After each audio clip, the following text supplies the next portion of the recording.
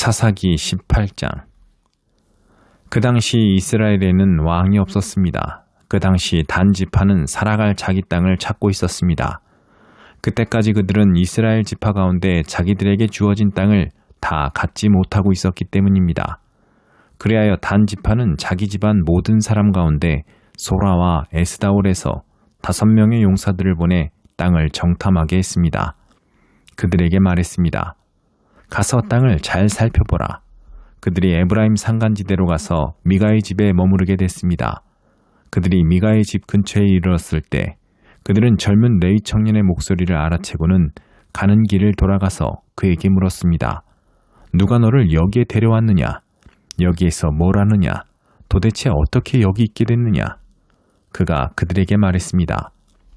미가가 내게 이러저러 해서 나를 고용했고 내가 그의 제사장이 됐습니다. 그러자 그들이 그에게 말했습니다.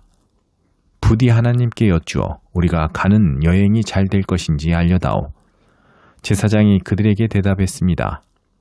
평안히 가시오. 당신들이 가는 길에 여호와께서 함께하고 있습니다. 그리하여 그 5사람이 길을 떠나 라이스에 도착했습니다.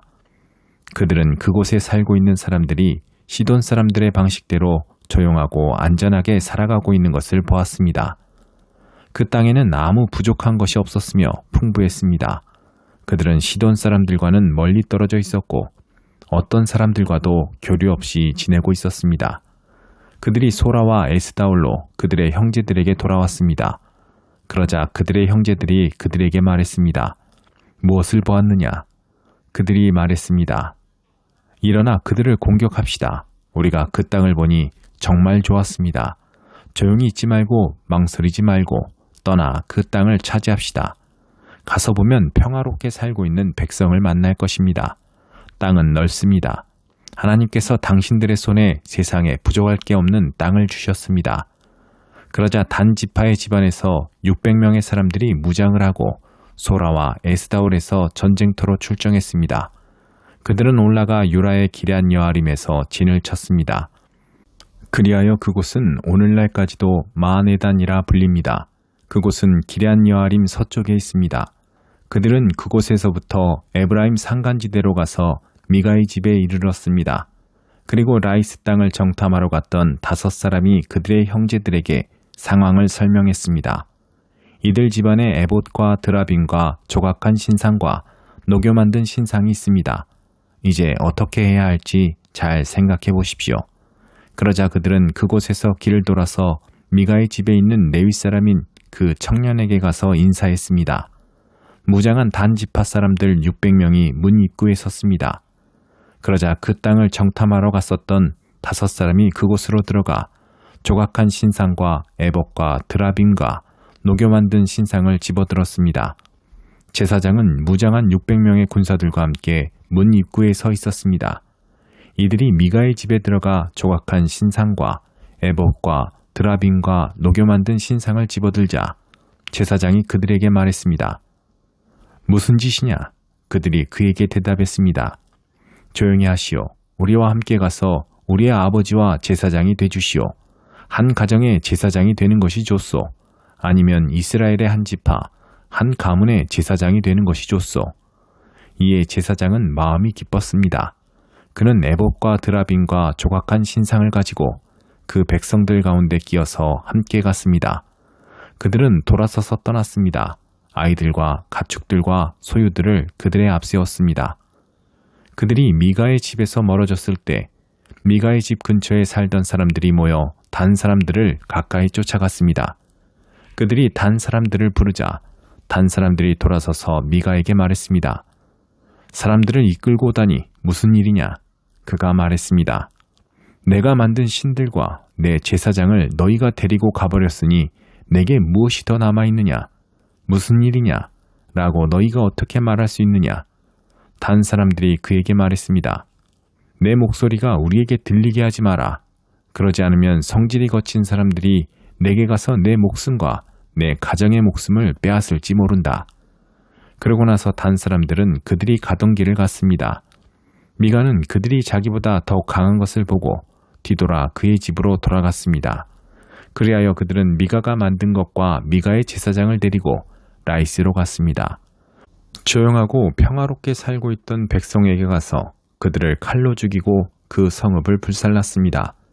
그 성읍이 시돈에서 멀리 떨어져 어떤 사람들과도 교류 없이 지내고 있었고 그 성읍이 또 베드루옵 근처 골짜기에 있었기 때문에 그들을 구해줄 사람이 없었습니다. 그리하여 단 사람들은 성읍을 다시 짓고 그곳에 살게 됐습니다. 그들은 이스라엘에게서 태어난 그들의 조상인 단의 이름을 따서 그 성읍의 이름을 단이라고 불렀습니다. 그러나 그 성읍의 이름은 원래 라이스였습니다. 거기에서 단 지파는 우상을 세웠습니다. 그 땅이 점령당할 때까지 모세의 손자여 게르솜의 아들인 요나단과 그의 아들들이 단 지파의 제사장이 됐습니다. 그들은 하나님의 집이 실로에 있는 동안 내내 미가가 만든 우상을 자기들을 위해 세워두었습니다. 사사기 19장. 그 당시에 이스라엘에는 왕이 없었습니다. 한 레위 사람이 에브라임 산간지대 외딴 곳에서 살고 있었습니다.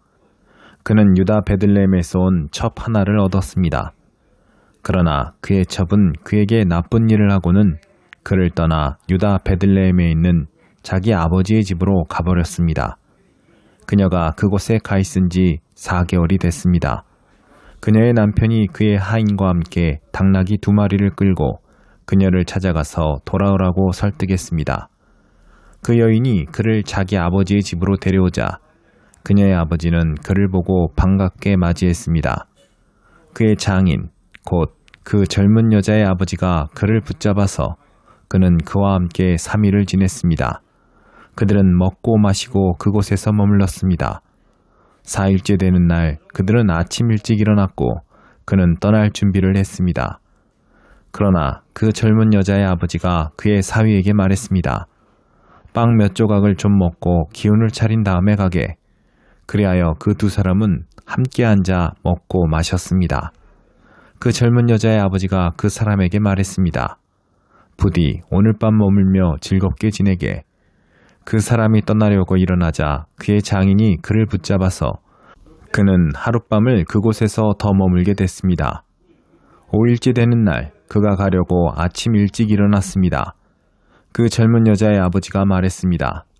기운을 차릴 수 있도록 오후까지 기다리게. 그리하여 그 2 사람은 함께 먹었습니다. 그러고 나서 그 사람이 그의 첩과 그의 하인과 함께 떠나려고 일어나는데 그의 장인, 곧 그 젊은 여자의 아버지가 그에게 말했습니다. 자, 보게나. 저녁이 다 됐네. 부탁이네. 하룻밤 더 머무르게. 여기서 하룻밤 머물면서 즐겁게 지내게. 그리고 내일 아침 일찍 일어나 길을 떠나 내 집으로 돌아가게. 그러나 그 사람은 하룻밤 더 머물지 않고 안장 얹은 나귀 2마리와 자기의 첩을 데리고 길을 떠나 여부스, 곧 예루살렘을 향해 갔습니다. 그들이 여부스에 가까이 왔는데 날이 저물어 가자 하인이 그의 주인에게 말했습니다. 부탁입니다. 이 여부스 사람의 성읍에 가서 그곳에서 하룻밤을 머무르시지요. 종의 주인이 그에게 대답했습니다. 우리는 이스라엘 자손이 아닌 다른 민족의 성읍에는 들어가지 않는다.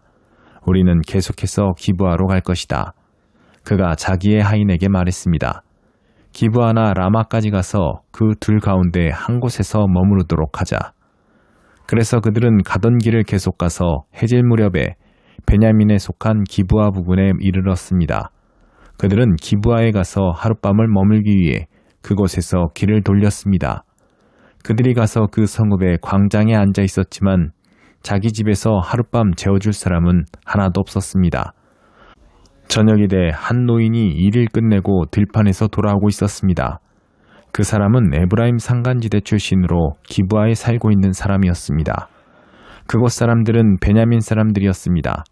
그가 성읍의 광장에 여행객이 있는 것을 보았습니다. 그 노인이 말했습니다. 어디로 가는 길이요? 어디에서 왔소? 레위 사람이 그에게 말했습니다. 우리는 유다의 베들레헴에서 와서 에브라임 산간지대 외딴 곳으로 가는 길입니다. 제가 그곳 출신입니다. 유다의 베들레헴에 들렀다가 여호와의 집으로 가는 중입니다. 그런데 저를 광장에서 자기 집으로 데려가는 사람이 아무도 없습니다. 우리는 나귀를 먹일 집과 여물이 있을 뿐 아니라 당신의 종과 당신의 하녀와 우리의 하인이 먹을 빵과 포도주도 있습니다. 우리에게 부족한 것은 아무것도 없습니다. 노인이 말했습니다. 당신이 편안하기를 바라오. 그러나 당신이 필요한 것은 내가 책임지겠소. 그저 광장에서 하룻밤 머무는 일만은 하지 마시오. 그래서 그 노인은 그를 자기 집으로 데려갔습니다. 그곳에서 나귀들에게도 먹이를 주었습니다. 그들은 발을 씻고 나서 먹고 마셨습니다. 그들이 이렇게 즐기고 있을 때 그 성읍의 불량배들이 그 집을 둘러싸고 문을 두드리며 집주인인 그 노인에게 소리쳤습니다. 당신 집에 온 그 사람을 데리고 나오시오. 우리가 그와 관계를 가질 것이오. 그 집주인이 밖으로 나가 그들에게 말했습니다. 내 형제들이여, 제발 악한 일을 저지르지 마시오. 왜냐하면 이 사람은 우리 집에 온 손님이오. 이런 수치스러운 짓을 하지 마시오. 보시오. 여기 내 처녀딸이 있고 그의 첩이 있소. 내가 이제 그들을 데리고 나가겠소. 그들을 데리고 당신들이 보기에 좋을 대로 하시오. 그러나 이 사람에게만은 이런 수치스러운 짓을 하지 마시오. 그러나 그 사람들은 그의 말을 무시했습니다. 그래서 그 레위 사람은 그의 첩을 밖으로 내보냈습니다. 그러자 그들은 밤새도록 아침까지 그녀와 관계를 가지며 학대하다가 새벽이 돼서야 그녀를 놓아주었습니다. 아침 동틀 무렵 그 여자는 돌아왔습니다. 그녀는 자기 남편이 있는 그 사람의 집 문 앞에 날이 밝아올 때까지 쓰러져 있었습니다. 그녀의 남편이 아침에 일어나 집 문을 열고 길을 가기 위해 밖으로 나갔는데 그의 첩의 두 손이 문지방에 걸쳐진 채 그 집 문 앞에 엎어져 있었습니다. 그가 그녀에게 말했습니다. 일어나 가자. 그러나 아무 대답이 없었습니다. 그러자 그는 그녀를 당나귀에 싣고 출발해 그의 집으로 갔습니다. 그가 그의 집에 도착하자 칼을 꺼내 자기 첩을 마디마디 베어서 12토막을 내고 그것들을 이스라엘 전 지역에 보냈습니다. 그것을 본 모든 사람들이 말했습니다. 이스라엘 자손이 이집트 땅에서 나온 그날 이후 오늘날까지 이런 일은 없었고 본 적도 없었다. 이 일을 생각해보고 의논해보고 그러고 나서 말하자.